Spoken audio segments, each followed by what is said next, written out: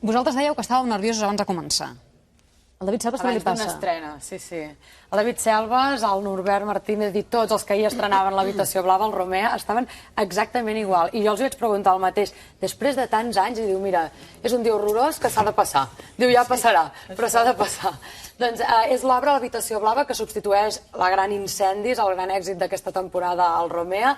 Em van dir que això no els fa por, que una mica de respecte sí, però que estaven contents d'oferir una altra visió també del que ens passa per dintre. L'Habitació Blava és una versió contemporània d'una obra molt antiga, del 1900, que de fet la va escriure Schnitzler i la va escriure només perquè la llegissin els seus amics, perquè era sexualment tan explícita que va pensar que mai es podria representar. Finalment, el 1921 es va representar a Viena, la policia va tancar al teatre i ell va ser jutjat per obscenitat.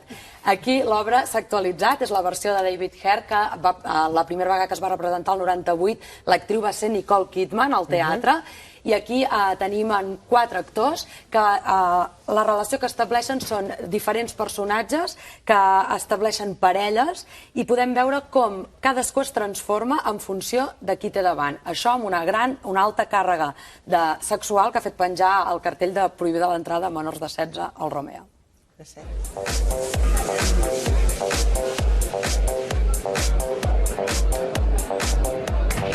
I'm sexy and I know it.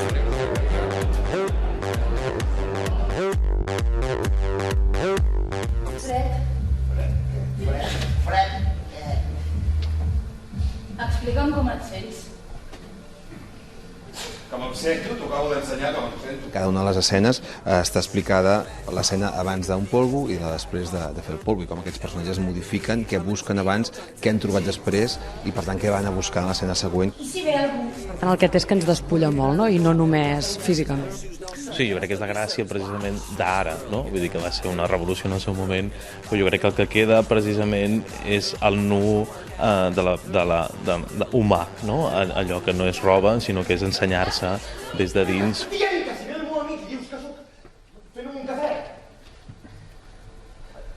et paguem per això, no? Una mica és anar veient totes aquestes parelles i com toquen tots els temes, les emocions i el sexe i l'amor i tot això que gira envoltant de l'Habitació Blava. No? Però en canvi de l'amor al teatre n'ha parlat molt i del sexe no tant, potser. I una mica és el que jo trobo que aconsegueix aquesta obra, que si nosaltres estem molt acostumats, per exemple, en el cine, a veure escenes de sexe, i en canvi aquí, al ser teatre, és la manera realment de passar una barrera.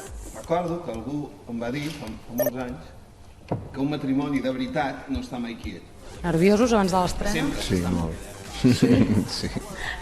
Tants anys que porteu a la esquena. És un rotllo, això. És així. I demà serà un altre dia, i demà hi estarà, i demà hi haurà uns nervis diferents, però avui hi ha uns nervis ancestrals, jo crec, bueno, és un dia que s'ha de fer, es va fer i abans deia l'altre, va anar bé, molt bé, però ja, avui és el dia. Dic, bueno, doncs passem-ho i vivim-ho i ja està.